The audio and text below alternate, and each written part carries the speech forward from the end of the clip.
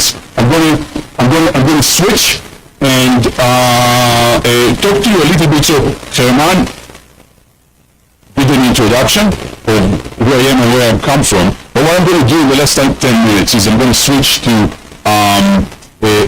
explain to you a little bit about where I come from, what do we do in terms of intellectual property, technology, and otherwise, in case any of you in the future would be interested. I think every year, well, Germán himself was one of them, but every year, many years, well, I won't say many, but every year we get a good few, and very good actually, guys coming over from Colombia to specialize with us. But I'll explain about this later. So, by the way, I'm also, apologies for my hectic style. I will be sitting, I will be walking, I will be moving around. Otherwise, I get bored if I just sit. So, like this.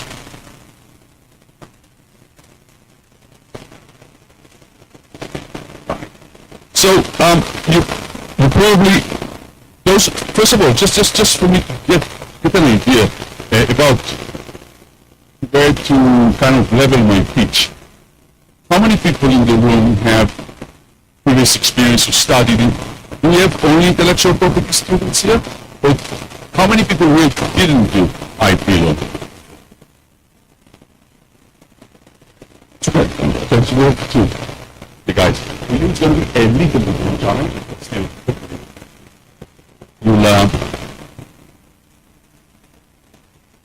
You'll get on top of things as we move along. So, those of you who follow this scene are probably aware of the fact that when we talk about AI generative models, people used to refer in the past to two types of generative AI models, right?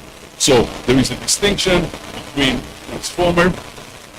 In ChatGPT, for example, the T stands for transformer, and diffusion models. Diffusion models are the kind of generative AI models that deal with visuals, sound, so on. Transformer models deal with text, the ability to manipulate text in various ways. Some of you may also know that today this distinction is not obsolete, but it's becoming less relevant because we start to see more and more hybrid models.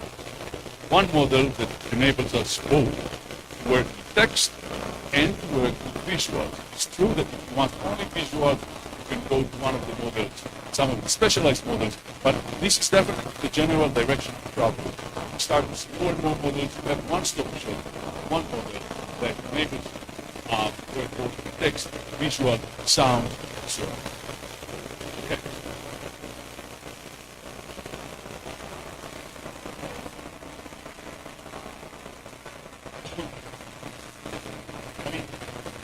This is the part where I'm going to skip a little bit some of this stuff. Because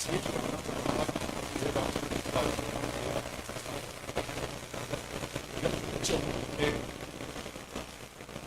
a little bit about transformer models, a little bit about fusion models, but just for the sake of clarity and simplicity. Transformer models are AI controlled.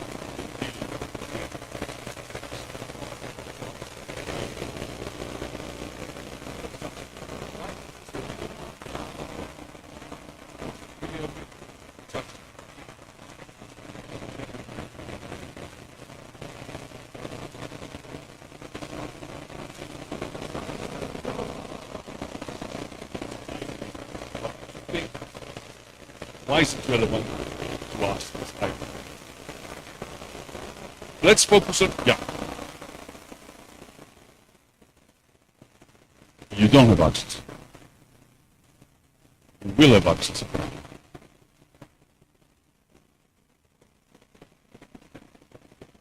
Okay. Yeah, that's actually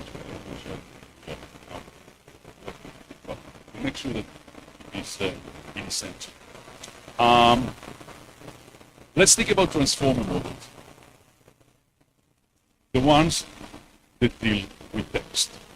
So how can ChatGPT or any other transformer model do the things they do? How can you actually give a serious prompt and ask your model to create a fairly sophisticated piece of text? And they perform that, I mean, to various degrees of success, but many times if you know what you're doing, the output of the model is can be phenomenal. I mean, they write better. I assume it's the same in Spanish, but in English, quite often they would write better than, I don't know, in terms of percentage of the population, but write better than the majority of the population. So, as I put it here, transformer models focus on different words in a sentence, different letters in a word, different sentences in a paragraph, and they, in order to try and understand, and I'll explain in a minute how they do that, context and relationship, letters and sentences.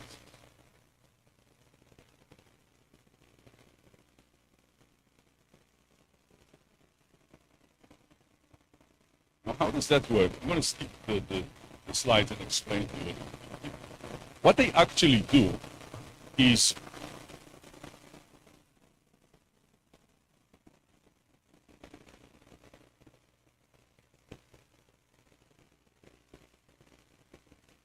volume of text that we feed into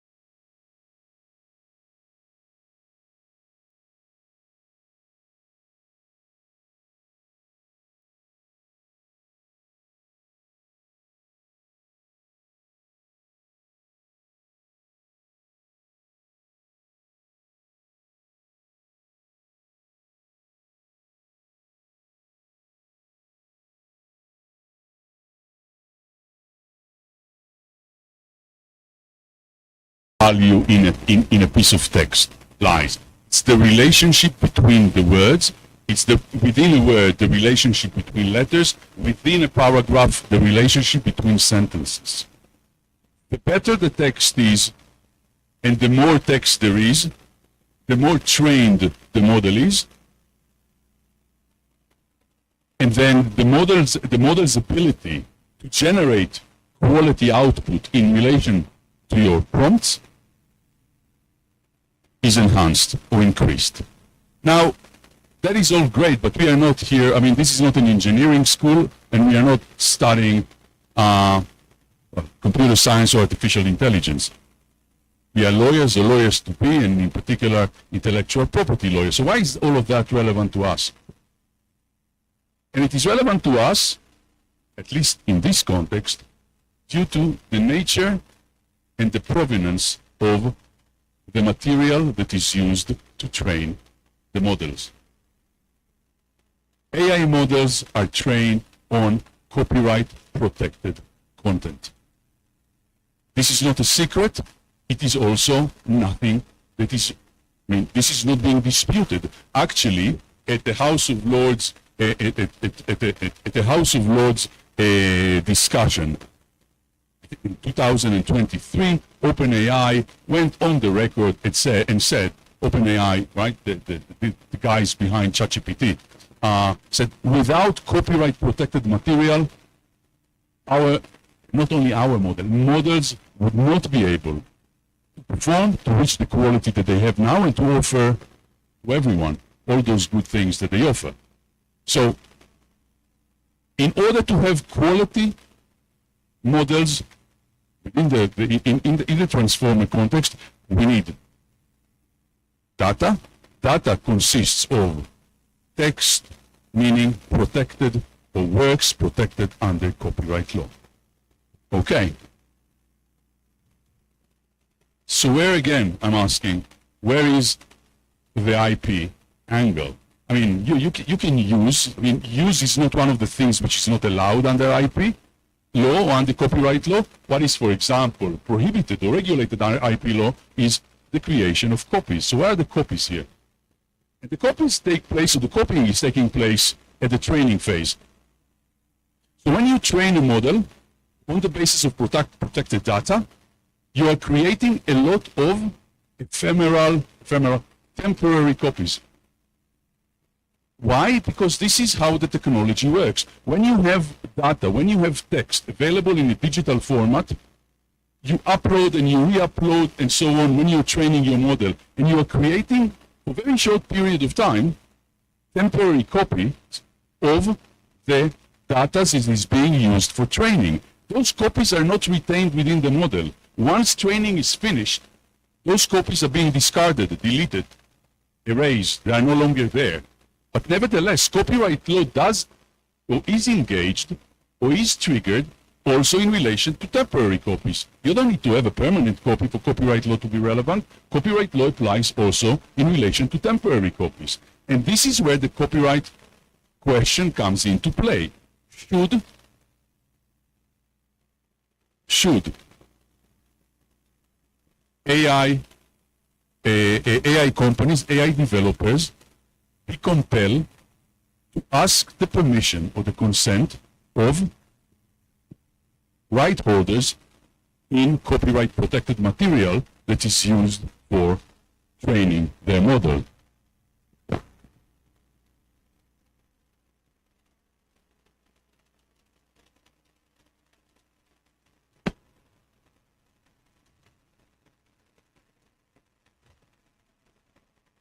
Now, it is no secret that no permission was asked.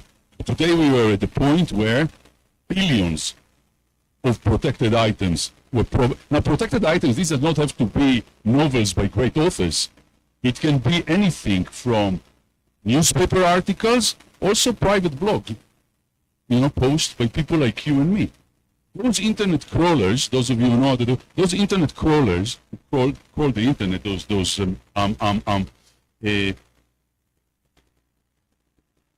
ingest whatever there is out there which is considered to be of value that is available for free, sometimes also stuff which is not available for free, but then we have pirated copies. Now, don't forget, if something is available for free on the internet, it doesn't mean that you can, the only thing that it means is that you can read it. It doesn't mean that you can create copies of it, even if it's temporary copies. So even for something that is available for free on the internet, permission needs to be asked if you are creating a copy, even if it's a temporary copy. As far as copyright law is concerned, this is the general rule.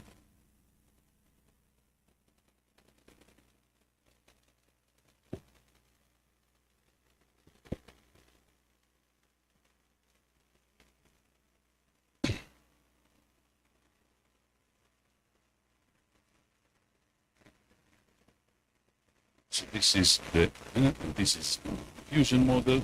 So now this is your this is your billion or trillion dollar question, because the amount of damages that is being asked in lawsuits around the world can go through, well, to the roof and beyond. Do you need a license? Do AI developers need to go and ask for a license? What is a license? License is legal permission. Legal permission from copyright owners or copyright holders in works that are being used to train AI models. Obviously, AI companies say, no, absolutely not. We just train, and if we create a copy, it's a temporary copy, and then afterwards it's being discarded, and this is great for humanity and for mankind. And copyright holders would say, no, you do need permission. What is permission? In most cases, when do you give a license? When somebody pays royalties. So you have to have a license, and if you say you have to have a license, that means that you have to come to us, negotiate, and so on. So this is the debate, in a nutshell, that we have here.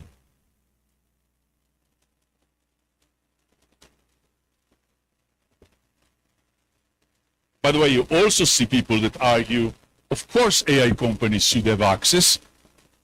Copyright law should not control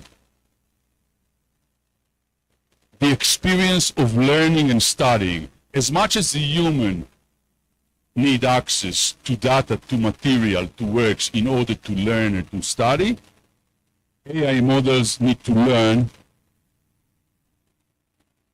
by having access to data. The technicality involved in creating a temporary copy is just a technicality. Surely this should not stop AI companies progressing here. And if you ask them to ask for a license, then we are making the whole thing either very expensive or completely unviable. Who can go and ask for a license in relation to, hundreds of millions, often billions of works out there? Now, rather recently, it's a year and a half ago, I just want to show you a couple of things. The New York Times filed a lawsuit against OpenAI and Microsoft. Microsoft owns a piece of OpenAI. But it's OpenAI. Microsoft here, it's for strategic reasons, right? The lawsuit. And I remember I was interviewed one of the bigger business programs on CNN about the lawsuit about 2 or 3 days after it was filed. And I said that in my view, what makes this lawsuit a little bit different is that the New York Times did their homework properly. Came very, very prepared for that lawsuit. And they came very prepared because one of the things that they did is they took data scientists, they took AI experts, and they asked them to prompt ChatGPT and to see whether ChatGPT can actually, as an output, generates part of the input that was used to train it. And guess what? I mean, of course, it was no big surprise. People in the industry knew that that was possible. Yes, it did.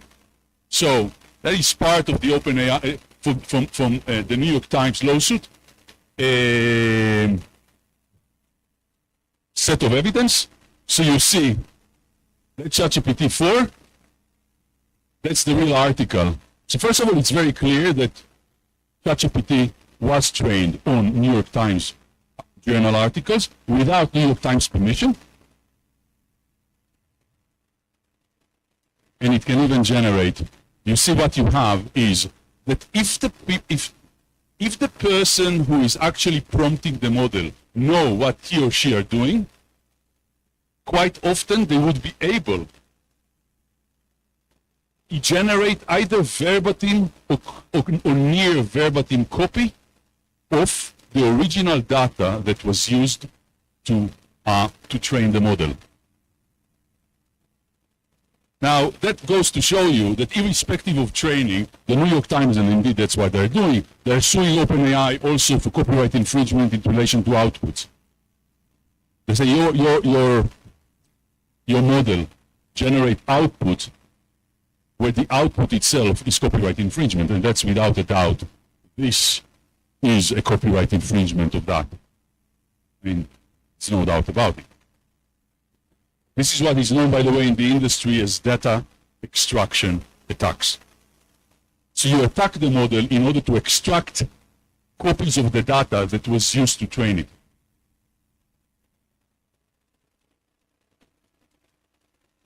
This, by the way, and we don't have the time to get into that in a lot of detail, also raises questions about what actually is retained within a model.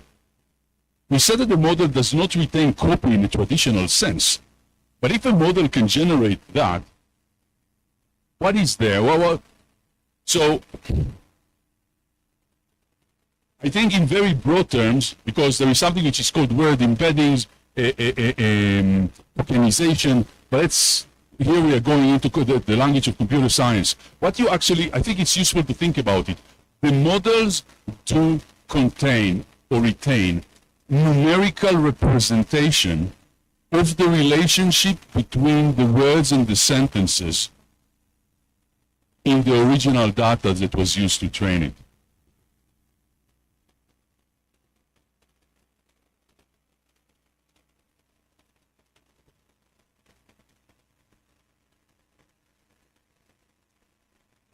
So,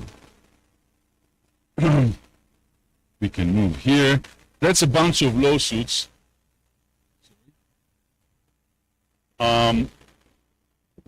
This was recently resolved in the U.S., where it was held, and I'll talk about it a little bit later, that when it was held that training, even though it may technically constitute copyright infringement, it nevertheless amounts to fair use. I don't know how many of you are familiar with fair use. Fair use is an exception to copyright infringement, and under U.S. law, I think in this particular case, was William Alsop, Judge William Alsop, somewhere in the beginning of June, this June, found in favor of OpenAI. There was another case 2 days afterwards where this time another judge with the same court, the Northern District of California, this time I think it was, if I remember correctly, Vince Chavarria, decided also in favor of the AI company. There it was a little bit different because the judge, or the judge in question actually said and asked the lawyer for the plaintiff, bring me evidence to market harm. Market harm is extremely important in a fair use context. Show me that what the defendant is doing is harming the market for your product, and if you do, that would weigh heavily against fair use. The lawyer representing the plaintiff failed to do so, and you actually see that in the judgment. This is what you want, where you don't want to find yourself. You do not want to find yourself representing a client where not only that you, in the end, you're on the losing side, but the judge is actually indicating you could and you should have done a better job, which is what happened in the second case. But these are individual instances where the judge, in the particular case, found that it was fair use. Now,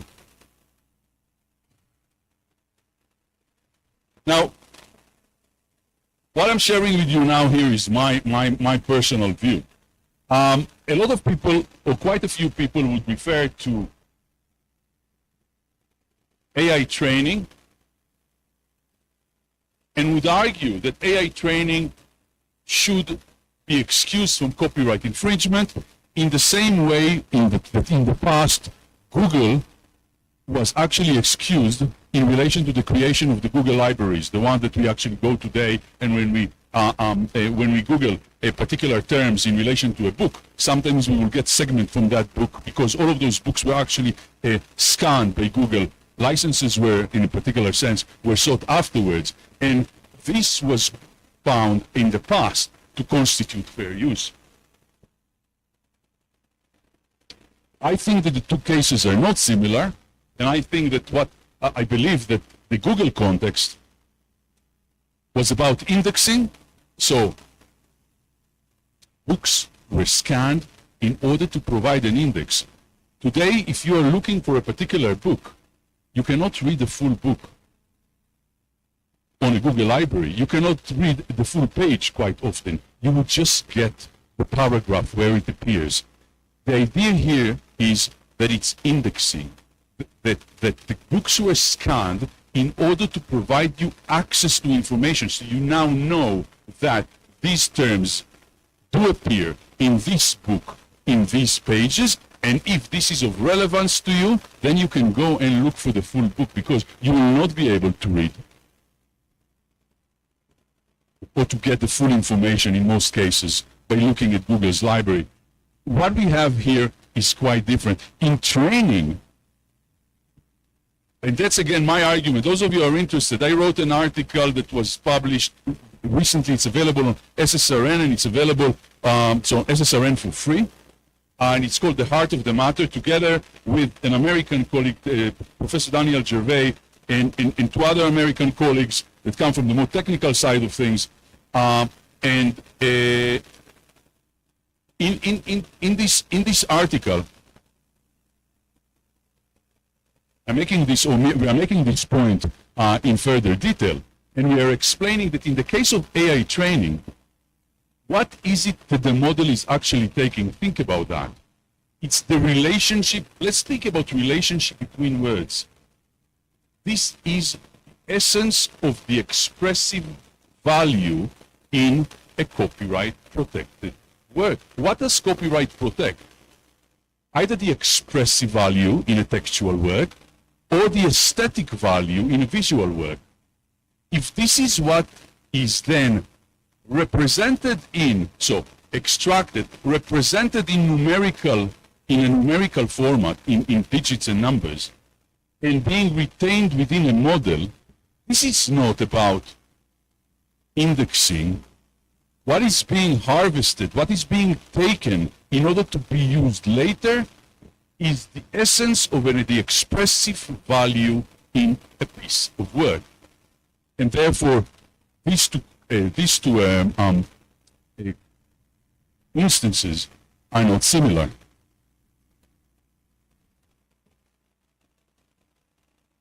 So this is a variety of cases that were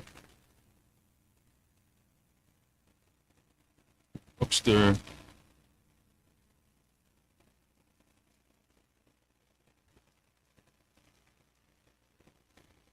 Now, so there are two separate issues here. The main one, where most people are focusing on now, is do the temporary copies that are created in the process of training, do they constitute copyright infringement, and if so, should they be excused under copyright law's exceptions? The second one, which I think is more interesting, and there is not a lot on it, and therefore I will just put it up there and leave it with you, is whether the numerical, what they call the statistical, something is a copy, is not an issue for computer scientists. Copy, in this context, is a legal concept. And whether or not something is a copy should be a purely legal question. And in my view, at least there is a strong argument that going back. If your model can generate that, and this is just one example out of many, right? You have models that were subjected to data extraction attacks where, for example, 3 chapters of, what was it, I think, Harry Potter and Goblet of Fire, I don't remember which one of them, could actually be resurrected verbatim or near verbatim. So if your model does that, on the basis of some numerical representation that exists within a model, then I think there is a good case to argue as to why, what is it that is retained, even post-training, within a model, is not a copy. Sure, it's not words, it's not sentences, it's all digits that represent in one way or another those texts that were ingested. But when you have something numerically, it doesn't matter, that allows you to go back to the original, that is, I think, at least a convincing, there is a convincing case to argue that perhaps what you have within a model is a copy or a variation of a copy in a legal sense. But again, you don't have too much discussions on that today. Most of the discussion and most of the effort and most of the resources in those highly expensive lawsuits lie on the temporary copy that is taking place at the training stage, and then any infringing output, like we have seen, saying, well, this output infringes my copyright because it is very similar, if not identical, to mine. Yeah. Retention of copies, so we talked about that now, and we talked about the statistical patterns. By the way, that's another example, this time for visuals. So, the original Super Mario, this is not from a lawsuit, and from video game Italian Plumber. Is it identical? No, you can still, but I think in any lawsuit, it would be clearly would be considered to be a copyright infringement of that. So again, you see also not in the context of text only, what do the models retain? They retain a numerical representation of some sort of the original that enables you to generate what is extremely close to the original. Okay, so let's focus on where I said today the majority of the effort is being focused on, and this is on the training stage. So that, the Google Books, I explained why not, and I'm just going to skip to that.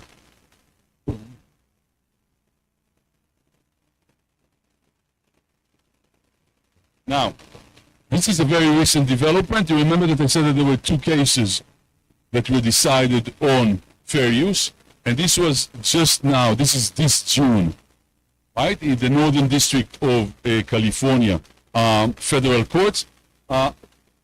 First of all, we had a few months before, you may have come across it, Thomson Reuters versus Ross, where it was found that there is no fair use. This is not, although it received a lot of attention, this case is not about a generative AI model. It's more of a predictive model and less relevant for our purposes. What you have there, well, no, do we use Westlaw here? You have access to Westlaw as a database, as a legal database? Less common in Latin America, right.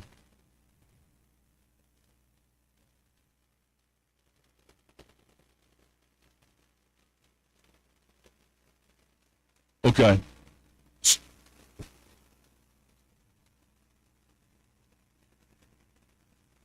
As a database. Okay.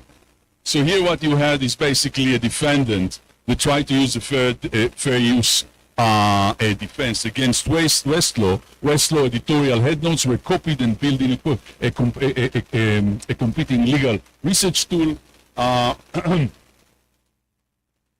no fair use, but there was no big surprise. The one which was really about generative models were those two cases, Bartz versus Anthropic, and Kadri versus Meta. In both cases, I explained that fair use was successful, I think at least in the latter case, the Kadri versus Meta. This is where the court said, bring me or help me, you, the lawyer for the plaintiff, help me to decide the case by bringing me evidence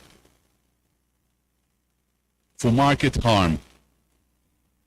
They tried to do, if I'm not mistaken, 2 months before the judgment. There was no evidence to that, to that effect was actually produced, and therefore the judgment, as I said, was pretty critical of the lawyer as well as just finding against the clients.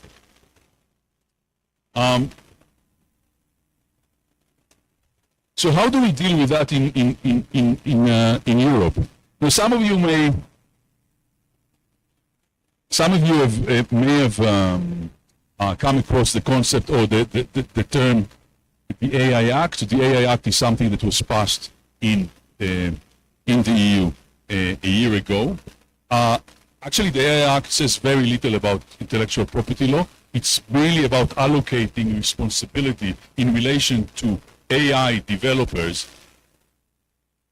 and the level of risk that the relevant model may pose. So high risk model attract more responsibility by the developers and the people that are offering services under those models, and vice versa. But it says three things, and again I'm summarizing things rather than going with the slides. The AI Act says three main things that we need to bear in mind in relation to training.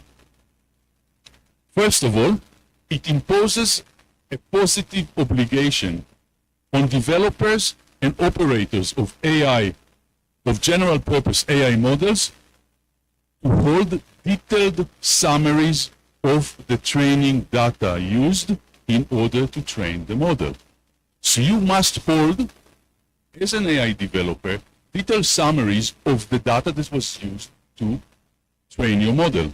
Why is that relevant? It's relevant because if any one of you is a copyright holder that suspects that a certain model used their data, you can now approach the model and ask them for a detailed summary of the type of material that was used to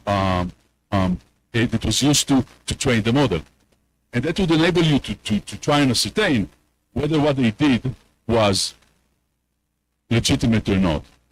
Secondly, and this is where things are getting more specific, the AI Act is providing that an older piece of legislation, I'm not going to bore you, it's called with this the Digital Signal Market Directive. There are two provisions there, Article 3 and Article 4. The AI Act says, for the avoidance of any doubt, these provisions apply to AI training.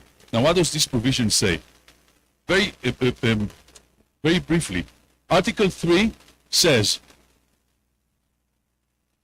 if you are a not-for-profit research organization, or you are a cultural heritage institution, you may train your AI models as you wish. As long as you had legal access to the data, you don't have to ask anyone's permission. And not only that you don't have to ask anyone's permission, even if you know that they are clearly not interested in you doing so, you don't have to listen to them. Why? You are not for profit research organization, so the idea is to advance research. And in the case of research which is not being done for a financial profit, encourage it and basically allow them to access the data, not to access any data that they can access, allow them to do that and to use this data for.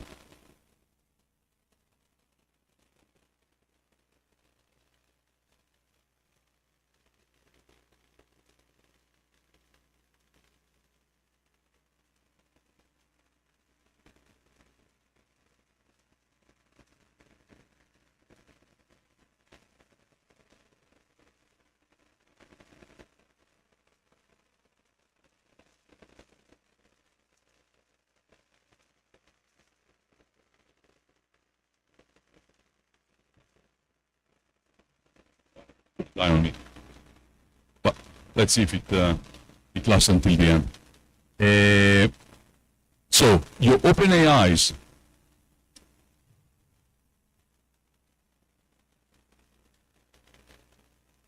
And I'm giving OpenAI, of course, when I use the name, commercial names here, just as an example, this applies to any other model. But your commercial OpenAI, Gemini's, and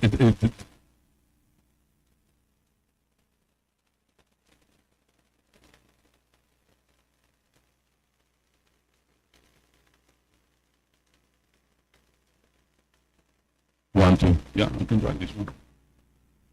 Yeah. So the principle of Article 3, what is the principle of Article 3? Go, train, you don't have to ask permission, was also elevated to a commercial setting so that companies that operate for profit can also train their models without asking permission, but this is subject to one key caveat, one derogation, and that is, unless the copyright holder reserved his or her right by opting out from this arrangement by using some kind of a machine-readable format. Okay, so stuff like, those of you who are familiar with it, like robot text, you basically embed a number of lines that are not visible, right? A number of lines in your content that is available online, and this basically tells any internet, or informs any internet crawler out there that is looking for material to ingest, do not ingest. So, an opt-out type of arrangement. But even that, and also this was created, if you think about it, with a view to encourage AI, or the AI industry within the EU, because what is an opt-out? Copyright was never an opt-out system. Copyright, if you think about it, is an opt-in system. What is an opt-in? This is my property. You may do nothing with it, which involves copyright infringement, unless I opt-in. What is opt-in? I tell you that you can do it. What Article 4 is saying, that's the commercial saying, here is my property. You can actually do what you wish with it for the purposes of training, right? Create those temporary copies, unless I tell you not to in advance and in a very specific way. So the idea is to try and balance the interests of the AI industry, which Europe wants to attract, on the one hand, but on the other hand, to also pay attention to the interest of right holders in their copyright protected works. So it's not Japan. Japan, just for the general knowledge, Japan is extremely liberal. For profit, not for profit, go ahead. You had access to the, yeah, go and train. Why? Because Japan wants to attract AI companies and to encourage local AI companies. It is, AI today is not just, that's again my personal view, it's more than just a legal question. It's about economy, it's politics. You do not want as a country, a lot of countries look at it like this, you do not wish as a country to stay behind on the AI race. You do not want to have zero AI activity in terms of development in your country and to be dependent on services that are provided by companies. And how do you do that? You want to create some kind of an ecosystem which is favorable, that attracts either people from the outside or encourages local businesses, because many times the minute you have bright people in, within your territory, they start to do something, at a certain point they just go elsewhere because they find the climate there much more favorable to the emergence and to development of those type of businesses, like startup companies. So Europe tried to say here, look, we are not Japan, but we are not going to go and say, give you an example, I just came back, so Germán mentioned that I arrived yesterday, which is true. But I arrived from Brazil, and I spent some time in Brazil, and I understand, this is hearsay, that there is a Brazilian bill, right, legal bill, which is pending before the Brazilian government, sorry, before the Brazilian parliament now, being debated. In the bill, in its current format, includes a clause that says that right holders should be compensated for using their copyright protected works in training. So there's no distinction, for profit. No. So this is, if it stays like this, and this is what Brazil is going to go with, then it's almost the opposite from the Japanese example. So Europe tried to sit somewhere in the middle by saying, look, if you are not operating for profit, you're just not for profit. For example, a university, a public university like this university, doesn't operate for profit. It operates in order to advance and to further a social welfare. Under such circumstances, no, you don't have to pay. You don't have to ask permission when you create those temporary copies while training. So where do you sit here, you know, in terms of your preference? It's a good question. I think, I mean, to my, the practical, I get the European approach, but I'm not objective. Although I don't come from the EU, unfortunately the UK is not part of the EU for a good few years now, and we are still, for us, it is still work in progress. So we are also considering now, and I was part of some of those processes where the government and the local IP office, there was a public consultation recently, we are also trying to figure out where do we place ourselves on this axis. Now, where do you want to sit? I'm pretty sure we're not going to sit with Japanese, and I'm pretty sure we're not going to sit with the Brazilian billies. But still, in the middle, there's a very large area where you should, where you should try and think carefully as to where do you want to place yourself as a country.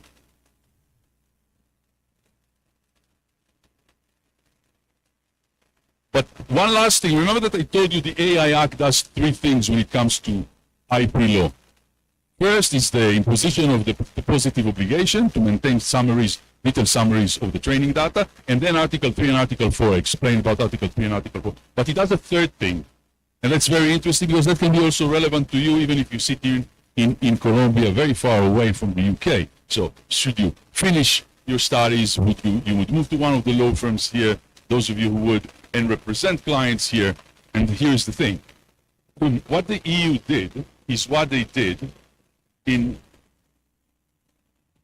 again, I'm going to ask you a question because I just want to make sure that I'm not confusing anyone. Do you do any, in your studies, any information law, privacy law? Do you know privacy? Private, do you know what is the GDPR? Yeah? Sort of. But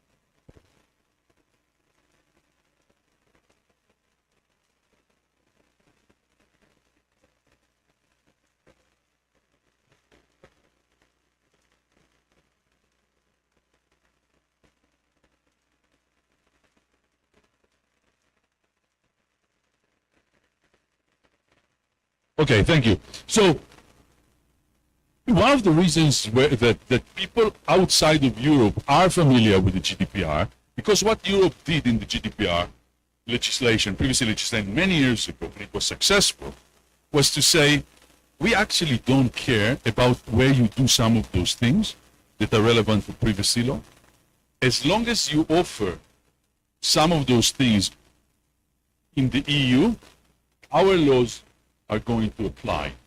And if you don't like it, tough luck. Now, the EU can actually do that. The EU is the largest economic bloc in the world, is definitely by far the richest, 450 million people, so numerically, of course, India, China are bigger, but in terms of purchasing power, nothing comes close to the EU, and they therefore knew that they are big enough and rich enough so that no one can avoid, nobody's going to say, you know what, leave the EU aside, I'm going to offer my product elsewhere.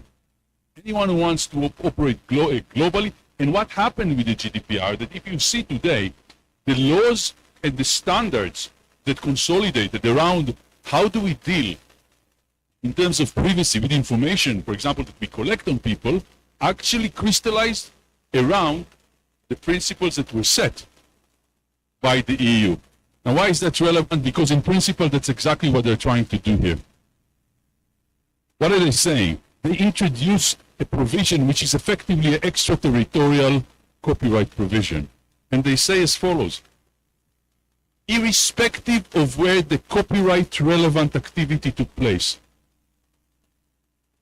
if you offer a model at the EU, in the EU, you have to abide by our copyright rules. So if you think, I'll give you an example, that you can go to Japan, train there in a very liberal regime, create all those temporary copies there, when you train and upload and do all those things, by the end of the training process, no more copying, then the model finished, you come with it and offer it to the EU, what they're telling you is, think again.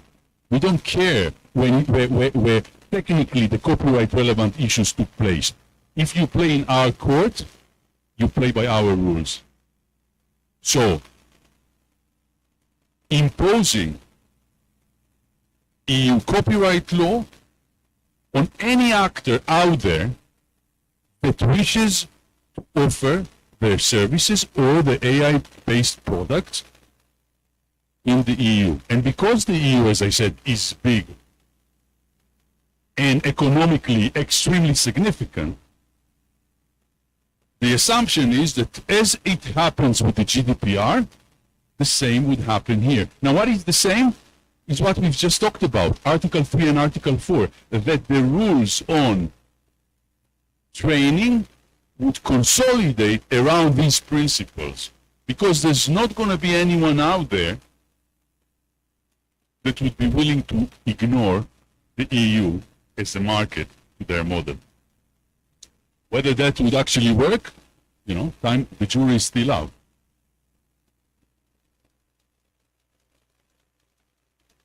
So the UK, we done it. Japan, we talked about. Jurisdictional aspect, I've just explained. The extraterritorial. I think where things are becoming also interesting is, if you ask me for my personal prediction, I think that licenses, one way or another, we will see the emergence of licensing licensing arrangements across the board. First of all, we already have private or one-to-one bilateral licensing agreement. You know, the same OpenAI that is being sued by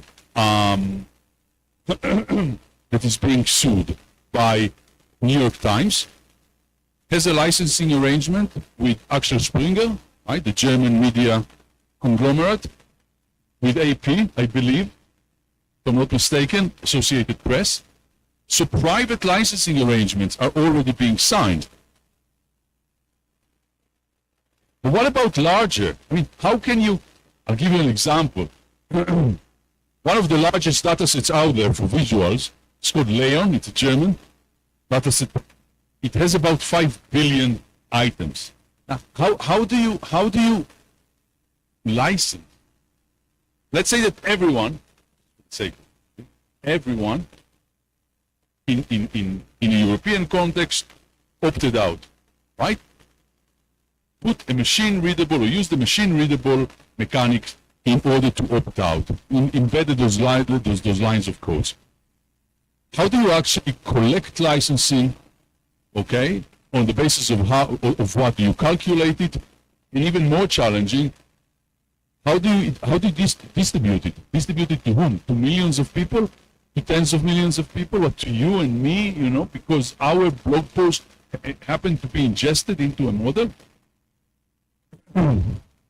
So, I mean, it's an interesting question, and to a large extent, it involves various complexities.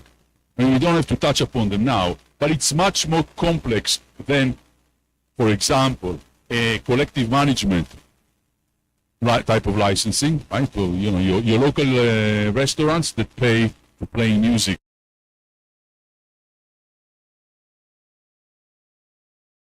Technically, it is much more complex, both the calculation of how much should be paid, and then how do you allocate it. So there are various suggestions there. For example, one suggestion is don't pay when you train, pay for outputs. So like a private copying levy, every time a model generates an output, there should be a couple of pennies. So, and that would go to one single pot, and that pot would then be, you know, various things would be done with it. It's not necessarily practical to allocate it to hundreds or millions of people, but perhaps you can actually use that pot in order to advance, for example, certain creative objectives. My point is that even when people do agree that money needs to be paid and licensing is on, there is still the question of how exactly do we do that? And I believe that with that, we came to the end of this part of my presentation. So thank you very much, guys. And if you have any questions now or even in the future, if you have those slides, you will see that it includes my email address. You feel free to email me.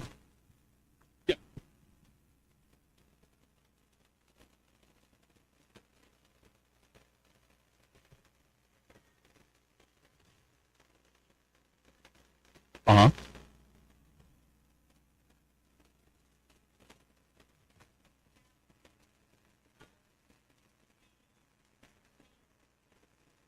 They don't.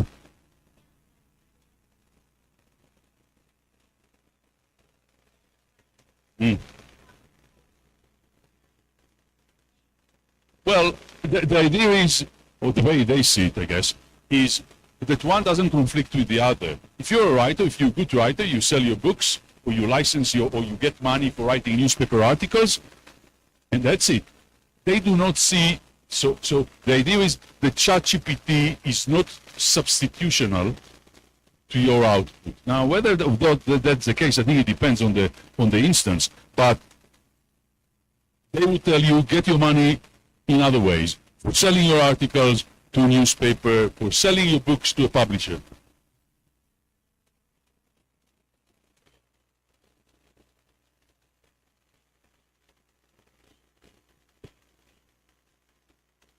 Uh-huh.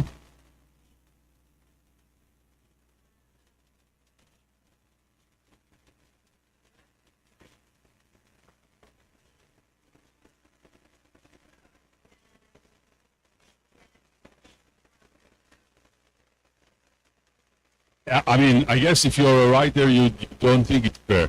But, you know, I mean, fairness is a very interesting concept when it comes to commercial law. I'm not sure. You know, I sometimes, there's an old, well, not old, but it goes back a few decades, English artist, singer, writes his own songs, not very known one, but I just like a line. He has a line in one of his songs, it's about someone who is being brought to a court. And the judge explains to him, because he argues, and he said, this is not the court, this ain't the court of justice, son, this is the court of law. You know, justice and law, it's good when they meet together, but they coincide, but it's not always the same. Law is about certainty, is about advancing certain public policy objectives, and the Japanese parliament made a conscious choice in terms of a public policy decision to favor, in that case, the AI industry. If I'm a writer, I may feel that, look, there are certain areas, it's not actually only writing, there are certain industries where you see AI replacing, literally replacing. I mean, you see it in, several graphic designs, advertising, even in computer coding, some basic stuff today. You don't need to be a coder. You know, there are models, if you know what you're doing, they do quite a lot for you in that respect. And you can say, well, it's not fair. Not only that they do that because they learned from my works and now they end up competing with me. The argument would be, well, learning and then competing is not a dirty word. The fact that in the process of that, technically, they create those temporary copies is just, well, it is what it is. Now, it's not necessarily what I think. I'm just telling you, the counter argument. And whether you are on this camp or on that camp, it is, I think it's very much a political, it's a political choice. So where the government and what the people of the government, the people that the government represents think is the right way to go. So first the gentleman in the back and then you. Okay.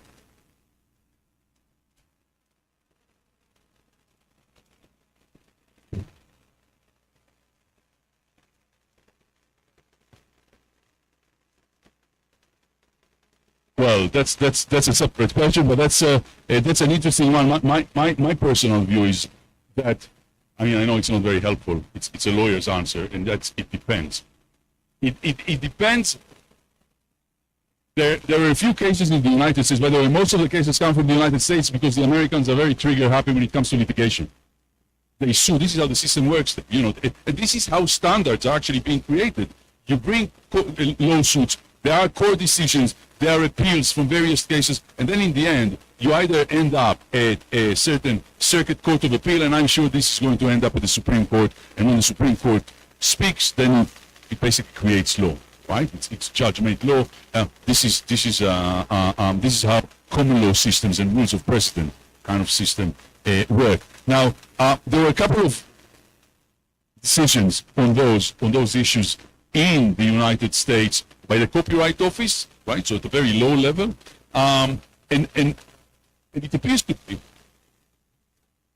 that the key question is what exactly happened in the creative process. So, for example, some people argued. So there's one guy now, and it's on appeal. Jason Allen created a painting. According to him, and he produced a paper trail to show it, he had a few hundred prompts. So think about it. You work on a generative model and it takes you many hours. It takes you many hours. You put the first prompt and then another prompt, and you start to another prompt to work on the background, another prompt to go to work on the foreground, another in order to add some more detail, in order to clear and filter others. So on a conceptual level, you can say prompts are being used like a brush. You're not doing it with your hand, but you're using the prompts in order to move things around and to create, if we're talking about visual. Now, when I look at those cases, and I'm going to hopefully not make things too complex here. The key is that you need to make a distinction between the first prompts and the prompts that come after. Because it's the first prompts which is quite uncertain. It doesn't matter how good you are and what you do. Today there is a profession called prompt engineers, and those who are really good are actually making very good living out of it. So the idea is, according to the task at hand, to know how to work with the model that you have in order to prompt it in an optimal way. But the first prompt is the most uncertain one. You have a certain vision in mind. You know kind of a ballpark where you want to land. You put the prompt, you look at the output. Yeah, it's not what you visualize. You don't visualize, you know where you want to go.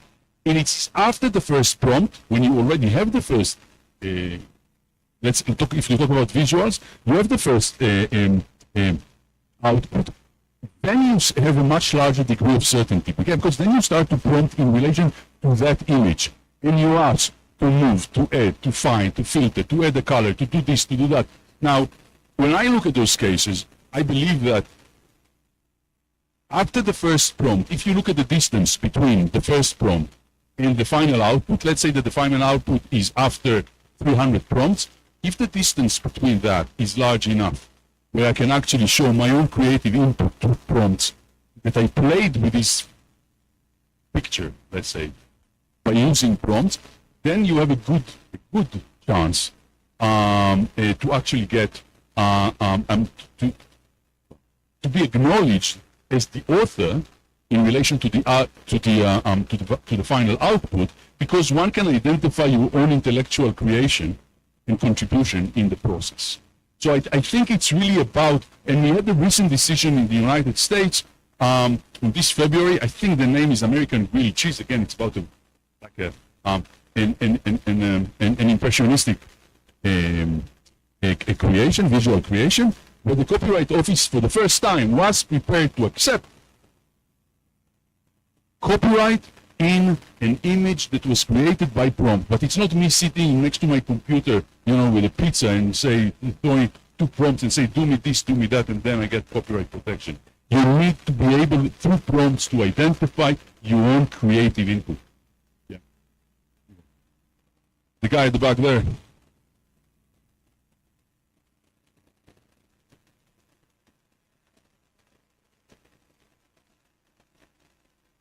Yes.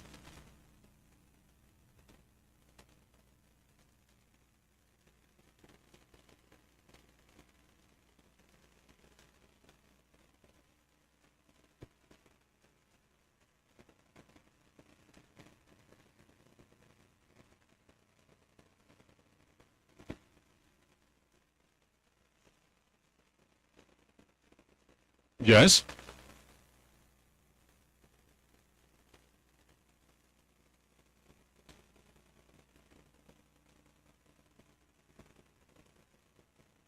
Okay, you won't be recognized. Don't worry. That's a thing.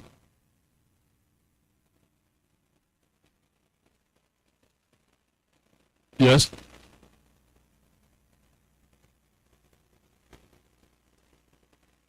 Yeah, I think the example that you gave, one does not contradict the other. You being acknowledged as the author, it's a separate question for whether the text that you have provided, let's say it's a textual work, is actually ingested into a model. So yeah, they would be able to do so. Yeah. Yeah.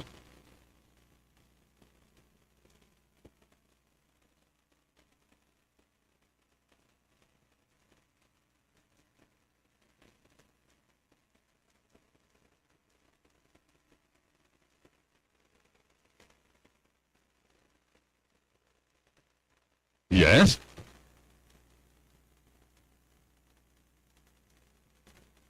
Correct. Mm-hmm. Mm.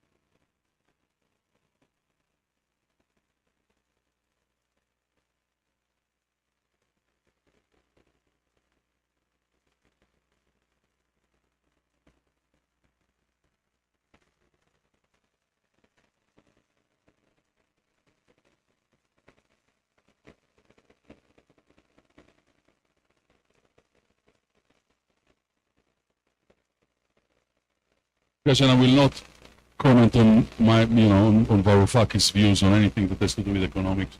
That's not the essence of, and I'm not an economist, so I have more coffee shop type of view on his take on it. So I'll save the class for my views on that. I think, in general, you're a large market, and you're a large market in terms of, think about text linguistically. The kind of stuff that is being produced here is essential for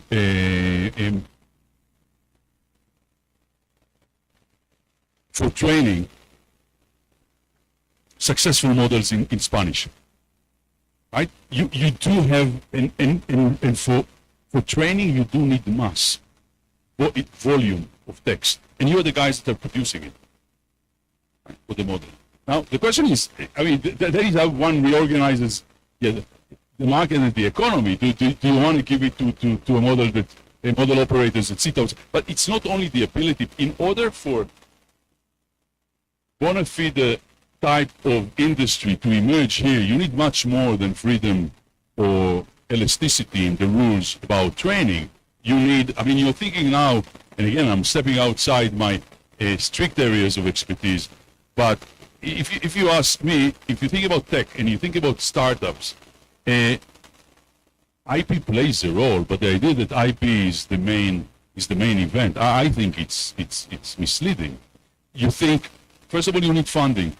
You need an ecosystem that provides funding. I'm talking about private funding. People need to feel, so if you look at what is happening in markets where this is actually happening, there are layers and layers of, at a very low level, it's angels, it's people. Angels is the term that is being used of private people that provide funding to startup companies in return for equity. So they have a nose for it. They gamble on they take a risk on what is the next thing, and maybe you lose 9 out of 10, but the one that you nail, it's more than makes up. So it's a culture of risk taking. You look at things which you don't necessarily think about. Bankruptcy rules. How easy, if you think about startups, how easy to fail and to get up again?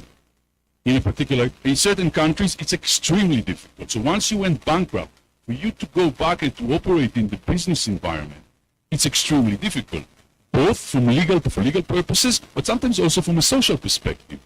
You have a stain on you, in other countries, the United States, but it's definitely not the only one. No, you have your set of rules that you went down. There is a process by which you get up again and you can go back to the same sector and operate again. And also the culture of risk aversion. I mean, you talk about Europe, but if you think that Europe is a great or a giant generator of startup or tech companies, it is not. The United States, the European Union is bigger than the United States in sheer numbers. It's richer than the United States, and it doesn't generate anything like what the United States generates in tech startups. Why is that? It's more than IP, right? It is true that the United States does have an IP ecosystem or landscape, which is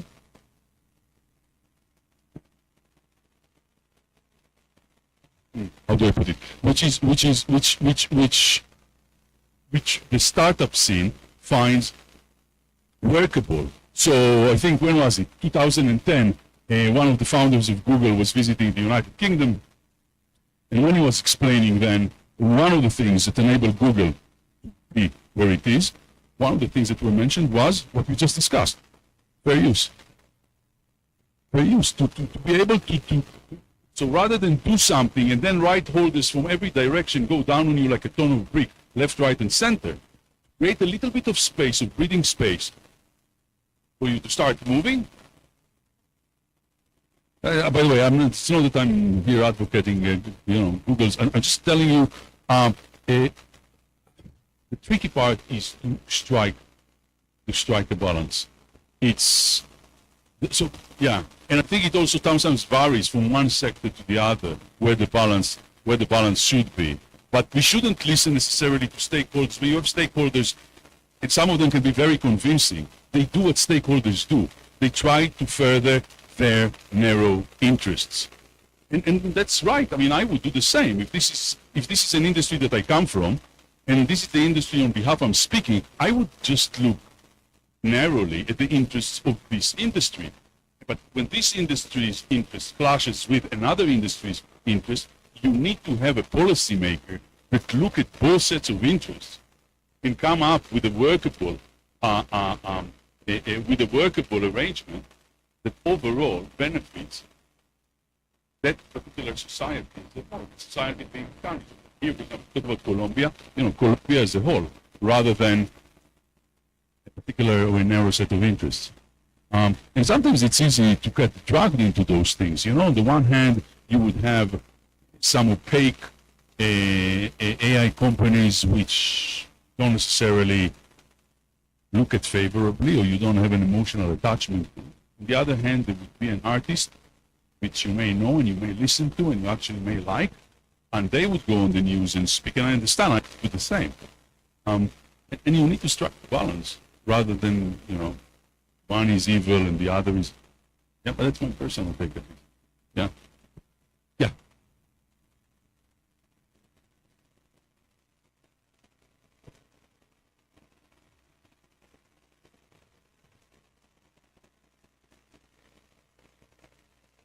Uh-huh.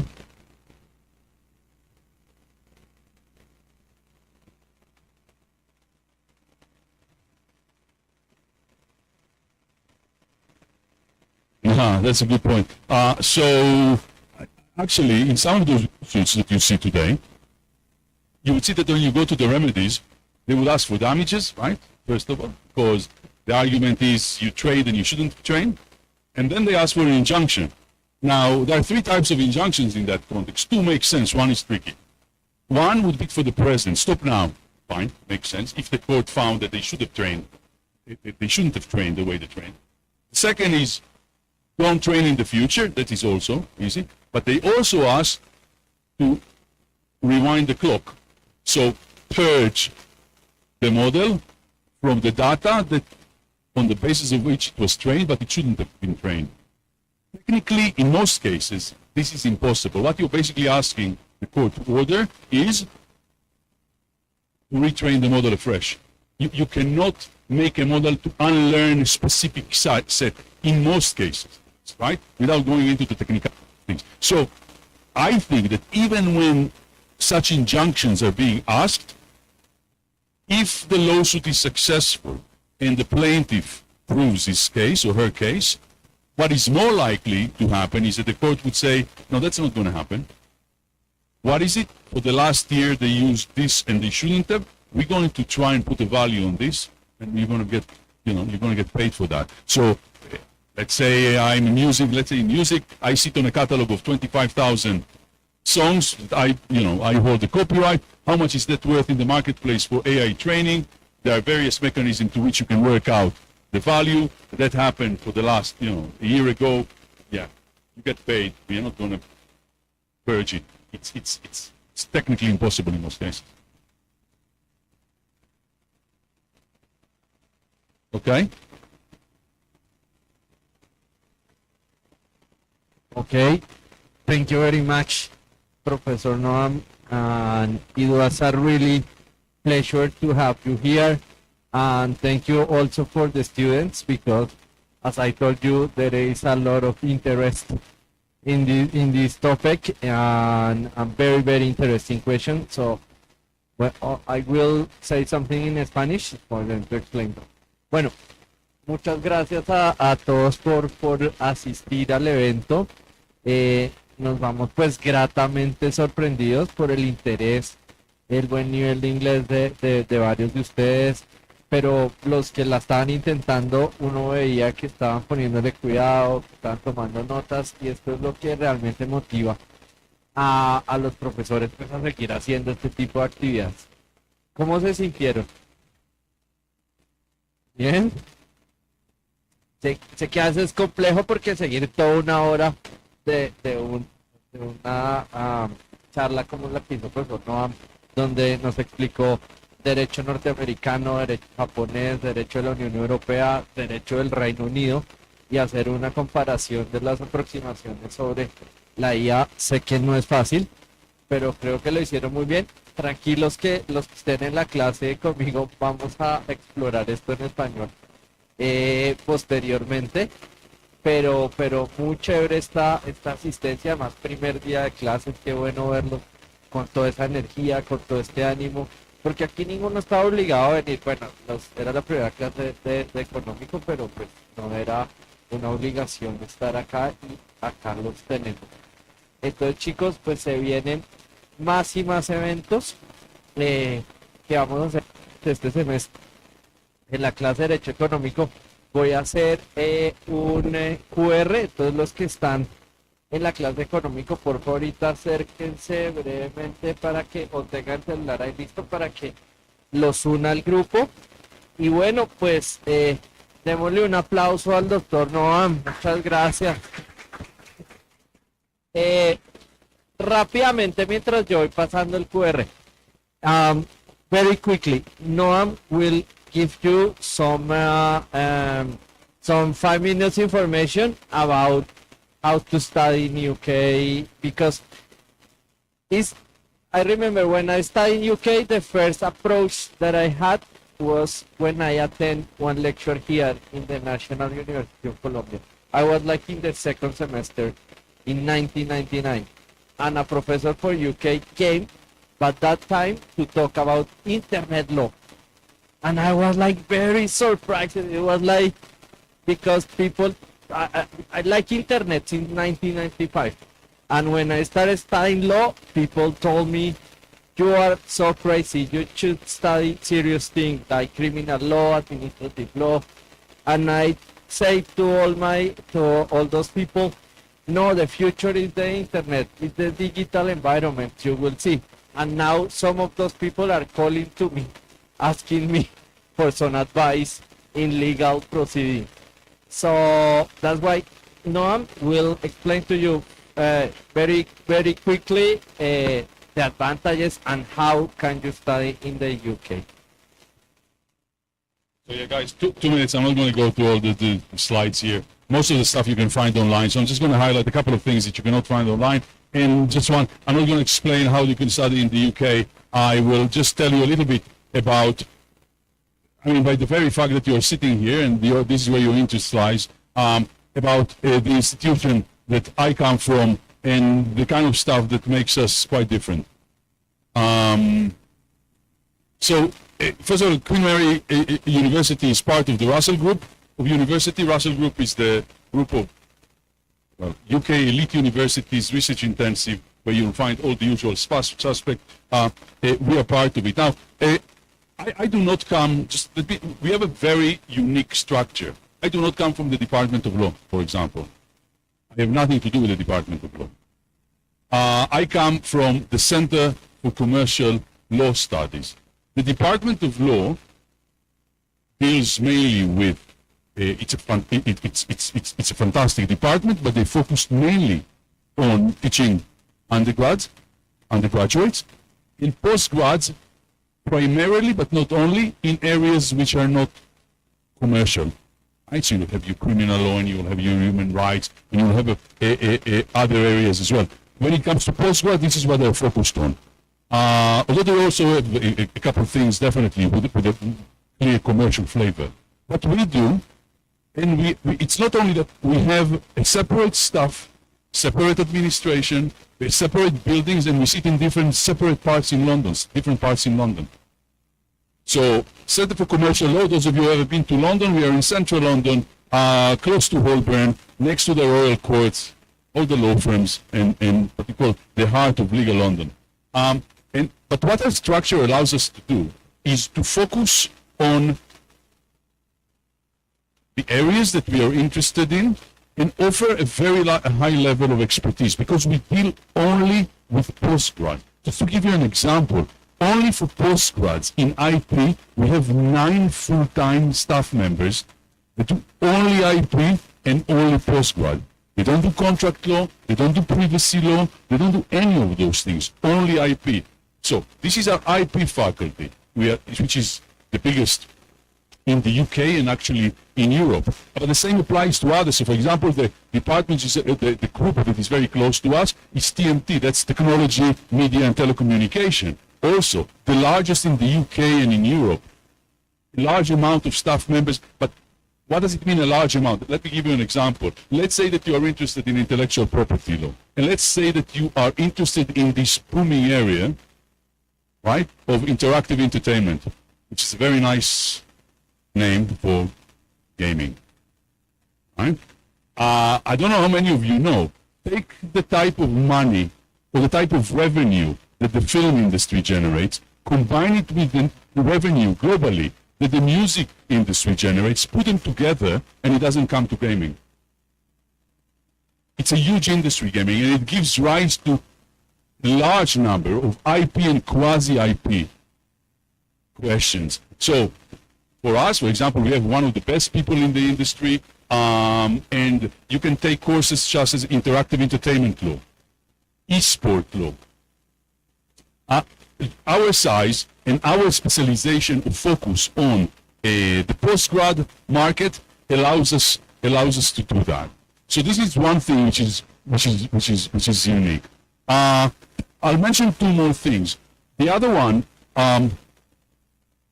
is Paris. We have a campus in Paris, so if for a variety of reasons you prefer to live in Paris rather than in London, well, you take our LLM.